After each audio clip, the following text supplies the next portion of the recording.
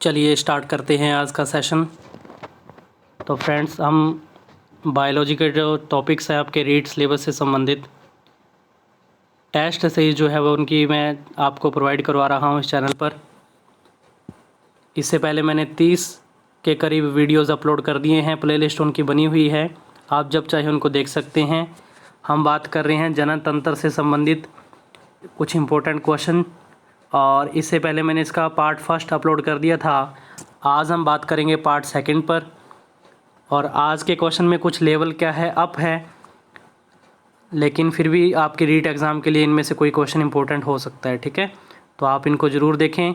Telegram का link आपको description में मिलता है, वहाँ से आप उसको ज्वाइन कीजिए।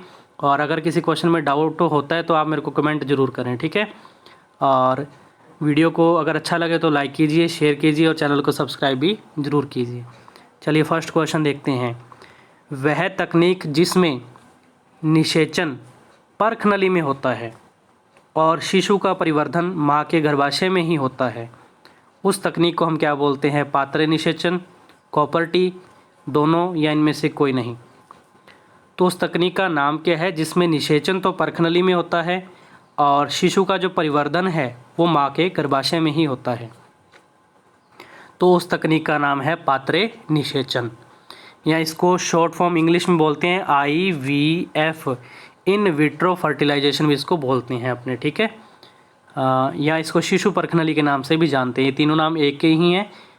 Next question. प्रसव के बाद या प्रसव के समय प्यूबिक क्षेत्र को चौड़ा करने का कार्य किस हार्मोन का होता है? प्रसव के समय प्यूबिक क्षेत्र को चौड़ा करने का कार्य किसका होता है? HCG, रिलैक्सिन, GH या इन सभी का? तो इसका जो इम्पोर्टेंट कार्य है किस हार्मोन के द्वारा होता है? ये होता है रिलैक्सिन हार्मोन के द्वारा।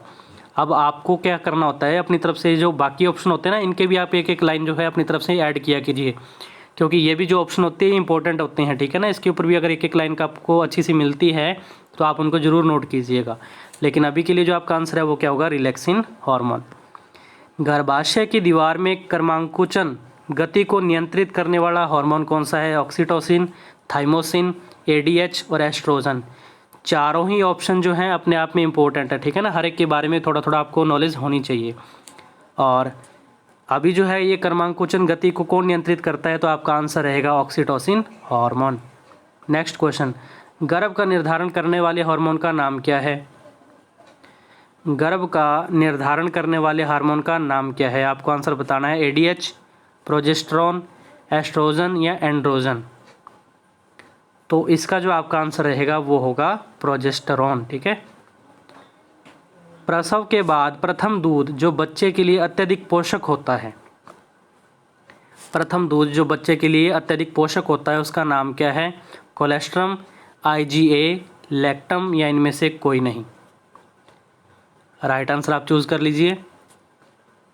10 मिनट से ज़्यादा वीडियोस मैंने कोशिश की आज तक नहीं मैंने बनाई, क्योंकि 10 मिनट में ही आपको ऐसा मैटर प्रोवाइड करवाया है कि आपके बहुत ही काम में आने वाला है वो रीट एग्ज़ाम के लिए। तो लास्ट तक वीडियो को देखा कीजिए। आपको लगता है स्टार्टिंग में क्वेश्चन जो है बिल्कुल ढीले से हैं, लेकिन क्वेश्चनों का लेवल धीरे धीरे बढ़ता जाता है, ठीक है। तो इस प्रथम दूध का नाम हम बोलेंगे, इसको बोलते हैं कोलेस्ट्रम बोलते हैं अपने, या इसको खीस के नाम से भी जानते हैं। जाइगोट में होने वाले लगातार समसूत्री विभाजन को कहते हैं। जाइगोट में जो समसूत्री विभाजन होता है उसको हम क्या बोलते हैं? अब ये जाइगोट क्या चीज़ होती है जिसको अपने हिंदी में बोलते हैं युग्मनज। क्या बोलते हैं? युग्मनज बोलते हैं। तो उसमें जब समसूत्री विभाजन होता है तो उसको हम क्या बोलते हैं? विसरण, विरचन, विदलन या वीर्यसेचन। तो आपको राइट आंसर चूज़ करना होगा। इसका जो आंसर है ये है विदलन बोलते हैं इसको अपने, क्लीवेज जिसको इंग्लिश में बोला जाता है, क्लीवेज, ठीक है। क्लीवेज बोलते हैं, CLEAVAGE, क्लीवेज। मानव जीवन की प्रथम कोशिका है। मानव जीवन की प्रथम कोशिका युग्मक, युग्मनज, युग्मक जनन या जनद? तो मानव जीवन की प्रथम कोशिका कौन सी होती है? तो आपका आंसर रहेगा युग्मनज, जो कि कैसा होता है? एक गुणित या द्विगुणित? तो ध्यान रखना, युग्मनज जो होता है वो होता है द्विगुणित, यानी इसको 2n लिखते हैं अपने, ठीक है। और युग्मक की बात करें जैसे शुक्राणु और अंडाणु, वो कैसे होते हैं? वो अगुणित होते हैं, यानी कि हैप्लॉइड उनको अपने इंग्लिश में बोलते हैं। Next question. अगुणित शुक्राणु में गुणसूत्र हो सकते हैं। अगुणित अगर शुक्राणु है तो उसमें गुणसूत्र कौन से हो सकते हैं? ऑप्शन आपके सामने है 22 + x, 22 + y, या ये दोनों, या XX। अगुणित शुक्राणु में कितने यानी कि किस टाइप के गुणसूत्र हो सकते हैं? तो आपका जो आंसर रहेगा 22 + x भी हो सकते हैं और 22 + y भी हो सकते हैं। तो आपका राइट आंसर है ये दोनों। नेक्स्ट क्वेश्चन है, यदि X गुणसूत्र युक्त शुक्राणु अंडाणु को निषेचित करता है तो जन्म होगा। जब X गुणसूत्र वाला शुक्राणु जो है अंडाणु को निषेचित करेगा तो किसका जन्म होगा? लड़की, लड़का, अविवर्णीय या इनमें से कोई नहीं। तो यहाँ आपका आंसर रहेगा, इसका आंसर रहेगा लड़की। ठीक है, ध्यान रखना। अगर वहीं पे Y गुणसूत्र होता, अगर अंडाणु को निषेचित करता तो इसका आंसर क्या होता? लड़का इसका आंसर होता। लेकिन अभी X गुणसूत्र की बात की है तो इसका आंसर रहेगा लड़की। ठीक है। शुक्राणु के एक्रोसोम भाग में किसका स्राव होता है? शुक्राणु का जो एक्रोसोम भाग होता है उससे किसका स्राव होता है? तो ध्यान रखना, जो शुक्राणु होता है उसका जो सिर वाला भाग होता है ना, सिर जिसको अपने हेड से बोलते हैं, तो हेड से क्या होता है, इसको एक्रोसोम बोलते हैं, और यहाँ से एक एंजाइम का क्या होता है, स्राव होता है। तो इसका आंसर रहेगा एंजाइम। और वो एंजाइम का मैं आपको नाम भी बताना चाहता हूँ, उसको बोलते हैं हाइलुरोनिडेज इसका नाम होता है, हाइलुरोनिडेज इसका नाम होता है। ठीक है, ध्यान रखना। शुक्राणुओं का संधि स्थल कहते हैं, इसको आप कट करके ना इस संधि स्थल की जगह पे आपको याद रखना है, लिखना था मेरे को सक्रियण स्थल यानी कि एक्टिवेशन प्लेस जो जिसको अपने बोलेंगे। तो शुक्राणुओं का सक्रियण स्थल किसको बोलते हैं? अधिवृक्क, अधिवृष्ण, शुक्राशय या मूत्राशय। तो जो मैंने अभी बताया था सक्रियण स्थल यानी कि एक्टिवेशन प्लेस किसको बोलते हैं? अधिवृषण को कहा जाता है। मासिक चक्र या रज चक्र की शुरुआत को कहते हैं। मासिक चक्र या जिसको MC अपने शॉर्ट में कहते हैं, या रज चक्र इसको कहा जाता है, इसकी शुरुआत को क्या कहते हैं? रजोदर्शन, रजोनिवृत्ति, बेसेक्टोमी या ट्यूबेक्टोमी।